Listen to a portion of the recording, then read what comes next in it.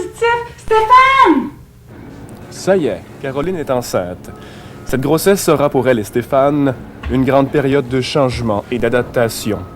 En effet, avoir un enfant en 1990, ce n'est plus comme il y a 20, 15 ou même 10 ans. Aujourd'hui, il y a plusieurs facteurs auxquels on doit tenir compte lorsqu'on décide de fonder une famille. Entre autres, l'accessibilité aux garderies et les frais supplémentaires. Dans notre société, la dénatalité est un sujet de plus en plus actuel. Nous en connaissons tous les causes et les remèdes, mais qu'en est-il des personnes qui choisissent d'avoir un enfant?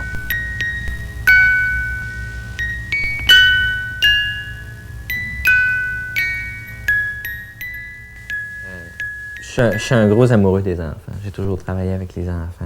J'ai toujours souhaité avoir le mien. J'étais jeune quand j'ai commencé à penser à avoir le mien déjà. Puis je me sentais pas prêt. C'est juste qu'à 20 ans, je considérais peut-être que j'étais peut-être un peu plus prêt qu'avant.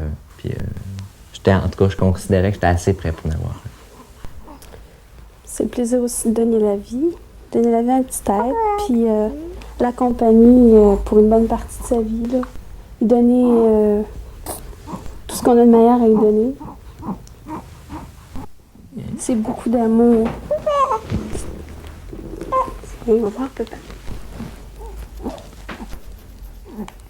Beaucoup d'amour à donner. Oui. Puis... beaucoup d'amour à recevoir aussi. C'est ça. Parce que tout ce que tu donnes, tu le reçois, sinon en double. Ça peut prendre la forme de risette ou de couche pleine. Hein? C'est tout ça, l'amour. Ce qui motive le choix d'avoir un enfant, c'est l'amour que tu ressens pour ton partenaire. Parce que quand tu t'aimes vraiment, puis que c'est un amour qui est vraiment partagé, puis que tu es bien dans cet amour-là, il me semble que le résultat concret de ton amour, c'est de donner la vie. D'avoir un enfant pour pouvoir partager, puis avec quelqu'un d'autre, cet amour-là, fonder une famille. Je pense que le choix vient tout seul. Je pense qu'il faut que c'est important que ça vienne tout seul. Que tu dis, là, j'en veux des enfants. C'est ça qui a motivé le choix. À un moment donné, on veut vraiment l'enfant, il n'y a rien qui va déranger. Ton choix est fait, puis tu ne diras pas « Oh non, là, ça tombe pas dans le bon timing, je veux pas un enfant. » Non, j'en veux un enfant, puis c'est maintenant, puis je pense que c'est ça là, qui motive. Quand ton choix, c'est de la relation est forte, puis l'amour. Moi, c'est ça. Surtout l'amour des enfants. Moi, je ne peux pas concevoir une vie sans que vraiment je vois grandir mes enfants. J'apprenne ce que j'ai appris moi aussi, ce que mon père m'a appris. Moi, ça, c'est important. J'avais aussi mon temps, à peu près, j'avais envie d'avoir des enfants. Quand ma soeur en a eu un, il faut dire que ça m'a beaucoup aidé.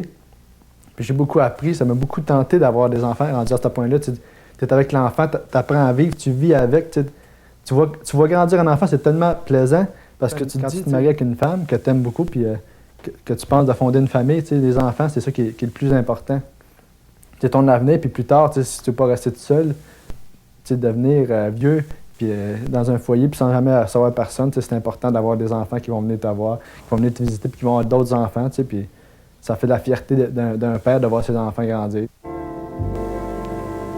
Un enfant, ça vous décroche un rêve, ça le porte à ses lèvres, et ça part en chantant. L'embryon, à 8 semaines, mesure déjà 3 cm et pèse un peu plus qu'un petit pois. Son cœur bat depuis 4 semaines. Son visage se forme et ses 4 membres se distinguent bien. D'ailleurs, à leur extrémité, on peut voir de petits bourgeons qui se transformeront bientôt en doigts et en orteils. Naturellement, toutes ces transformations occasionnent quelques désagréments chez la femme enceinte. Afin d'informer et de sécuriser celle-ci, il existe des cours lui permettant de vivre agréablement sa grossesse. C'est vraiment un lieu de rencontre pour les femmes enceintes, puis le couple aussi. Ça se veut plus un lieu de rencontre, peut-être une rencontre plus sociale qu'un cours là, vraiment pédagogique. Parce que c'est quand même pas un état là, de maladie qu'on vit quand on est enceinte. Mais c'est quand même un état qui demande beaucoup d'adaptation, à plusieurs niveaux. Quand on est enceinte, on a à vivre plusieurs changements, puis ces changements-là, ils se font souvent très rapidement. Ce qui fait qu'à un certain moment donné, on a besoin là, de rencontrer des gens qui vivent les mêmes situations que nous autres, de rencontrer une personne ressource aussi pour pouvoir nous aider là, à mieux intégrer peut-être là, tout ce phénomène-là qui est la grossesse. Il y a une partie dans les cours prénataux qui se veut beaucoup plus de la prévention là, au niveau des habitudes de vie, au niveau de l'alimentation, au niveau de la prise de médicaments, les dangers là, qui pourraient subvenir, là, les choses qui pourraient être dangereuses pour le bébé et pour la femme enceinte. On aborde aussi toute la côté psychologique, la psychologie de la grossesse. On va aborder vraiment là, le côté pratique, là, comme le travail, l'accouchement. C'est quoi qui va se passer? Qu'est-ce que tu vas avoir à vivre? On essaie beaucoup de faire du connu avec l'inconnu. Aujourd'hui, là, la grossesse, l'accouchement, le travail, l'accouchement, c'est pas quelque chose qui est courant comme avant. Quand on avait 10-12 enfants, quand on avait toujours une sœur qui était enceinte ou nos grands-parents, c'était beaucoup plus facile à intégrer comme phénomène, puis on savait beaucoup plus à quoi s'attendre. Les femmes accouchaient aussi dans les maisons. C'était un phénomène qui était là, familial puis bien répandu. Tandis qu'aujourd'hui, c'est un phénomène qui est pratiquement isolé.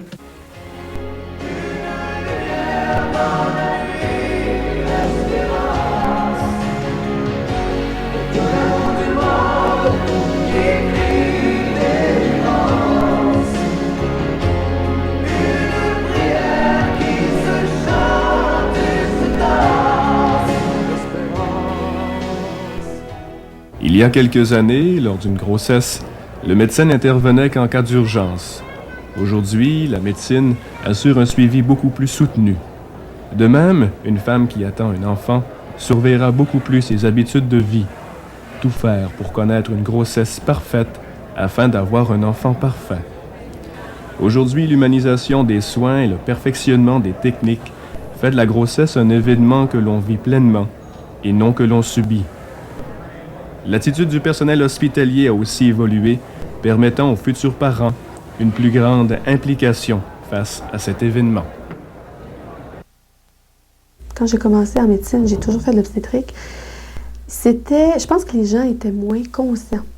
On était encore, il y a 8 ans, on était encore à l'époque où le médecin faisait tout.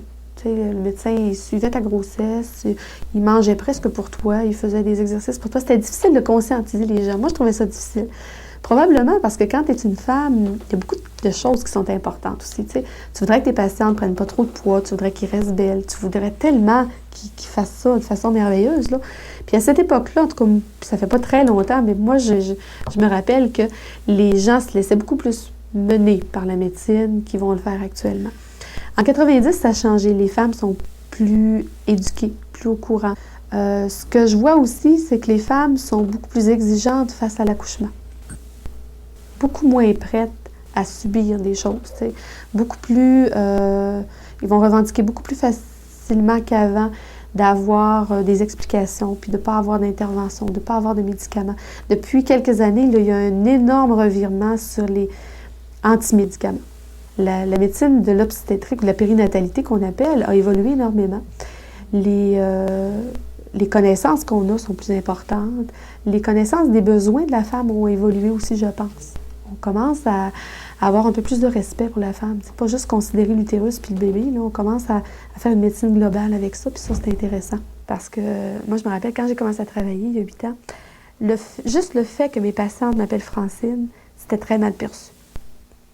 Il y avait même des infirmières qui m'avaient dit « Tu perds ton prestige, tu perds ton autorité en faisant ça, les patients t'écouteront pas, puis c'est pas correct. » C'était perçu même comme un accro à l'éthique. C'était vraiment là... tu pouvais pas faire ça. Les infirmières te vous voyaient. Moi, j'ai commencé à travailler, j'avais 24 ans, les infirmières en avaient 35. Tout le monde me voyait, j'étais tellement gênée, j'étais tellement mal à l'aise, j'étais plus jeune. J'arrivais, là, tu sais, moi, je commençais à travailler, j'en savais moins qu'elles. Tu sais, sur bien des domaines, puis les filles me vous voyaient, puis c'était le respect total. Ils t'offraient un café, ils te soignaient. C'était vraiment la vieille mentalité du médecin qui arrive, là, puis qui est le patron, le Dieu adoré. Là. Puis c'était la même chose avec les patients. Tu n'avais pas le droit de crier après ton médecin, puis tu n'avais pas le droit de dire qu'il te faisait mal, puis tu n'avais même pas le droit de revendiquer. S'il avait décidé que c'était comme ça que ça marchait, c'était fini. Le milieu hospitalier a évolué avec les médecins. À un certain moment donné, c'était humanisé, entre guillemets. Là, c'était des accouchements à la maison, il y avait peu de technologie. Puis là, on a comme fait l'autre côté de la balance, on est allé complètement à l'inverse. Il y a eu beaucoup plus de techniques, comme la péridurale, comme beaucoup plus de césarienne. Puis on dirait que là, il y a un mouvement d'humanisation le plus grand qui se fait. Il y a un désir des femmes là, d'avoir plus d'humanisation au niveau des soins, beaucoup moins de techniques, beaucoup plus un accouchement là, naturel, puis où on va laisser faire la nature. Le milieu hospitalier, il n'a pas le choix de suivre. Il n'a pas tellement le choix de suivre le mouvement parce que s'il veut vraiment répondre aux besoins des femmes. Là. Je ne dis pas qu'il répond là, à 100% aux besoins de tout le monde, là, mais en général, là, c'est quand même une bonne moyenne là, de satisfaction.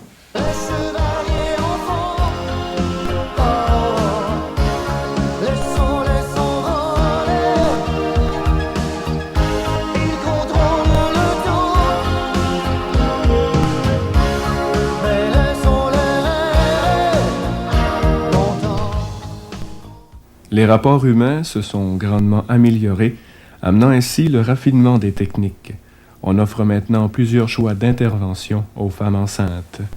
Il en existe pour la grossesse intra-utérine et l'accouchement proprement dit. La myosynthèse, ça consiste tout simplement à piquer sous échographie. Alors, on visualise le bébé sous échographie pour pas lui faire mal. Puis on va aller, avec une aiguille, traverser la peau de la mère, l'utérus, puis on va se rendre dans le sac qui contient le liquide, puis on va ramasser du liquide un petit peu. L'échographie, c'est plus large comme utilisation. Ça fait plusieurs années qu'on utilise l'échographie. Ça a eu une évolution là, assez spectaculaire. Actuellement, c'est un examen de routine. On s'en sert comme on se sert des prises de sang. Ça nous donne énormément de renseignements. Il y a beaucoup de malformations qu'on peut voir sous échographie. Le Doptone, c'est un micro. C'est un micro perfectionné qui est très, très puissant et qui va nous permettre tout simplement de capter. Alors, ça émet rien, un Doptone.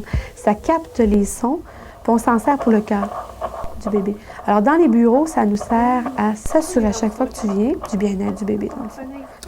L'épidural, c'est qu'on va injecter du liquide dans la colonne à un certain niveau pour anesthésier tout ce qui est en bas de ce niveau-là. Alors, dépendamment du type d'intervention, parce qu'on peut faire autre chose que des accouchements sous épidural, on peut opérer un genou sous épidural, on peut faire une césarienne sous épidural, si on veut. Alors, dépendamment du type d'opération qu'on veut faire, on va anesthésier une région de l'organisme. Je pense que l'idéal, l'épisiotomie, c'est fait effectivement pour empêcher les déchirures. C'est supposé être fait pour protéger le bien-être de la femme. Alors, quand tu as une déchirure qui descend jusqu'au rectum, puis que tu es 3 semaines sans pouvoir t'asseoir, puis que tu restes avec une cicatrice douloureuse pour 6 mois, c'est mauvais.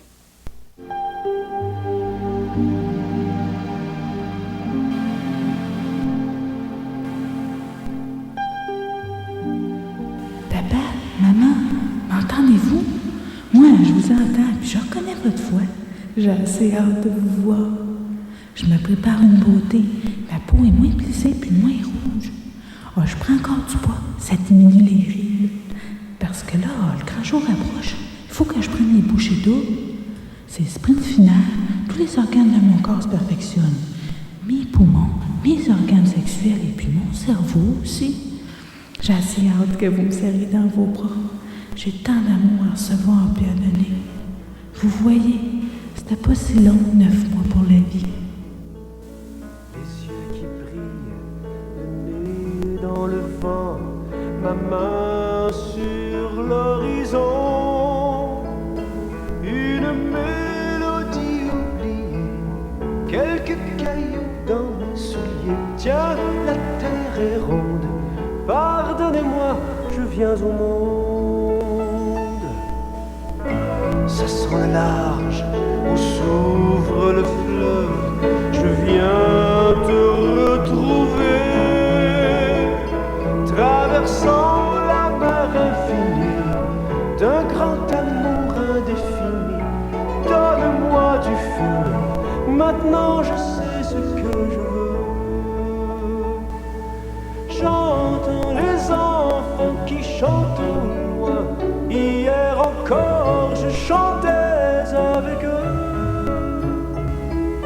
J'ai vu des hommes, ils m'ont aimé moi, leurs pas sont lourds et leur cœur silencieux.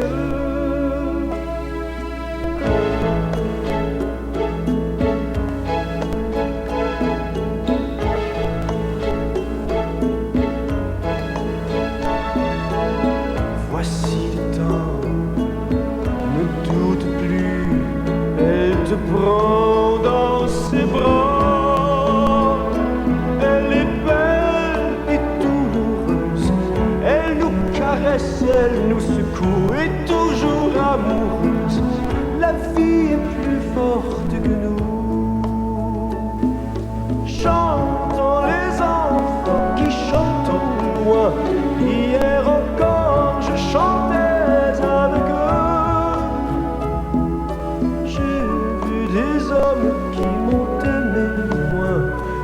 sont lourds et leurs cœurs silencieux.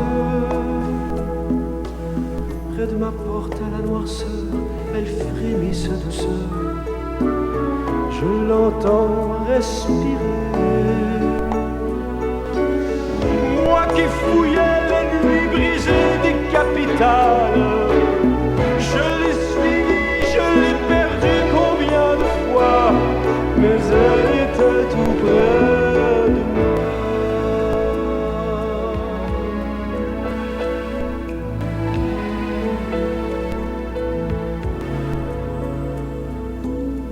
Les yeux qui brillent, le nez dans le vent, ma main. On attendait un enfant, on y pensait, on le sentait. Et puis nos yeux le voient, nos oreilles l'entendent, nos mains et nos bras le touchent, et notre cœur s'émerveille. La terre est ronde. Pardonnez-moi, je viens au monde.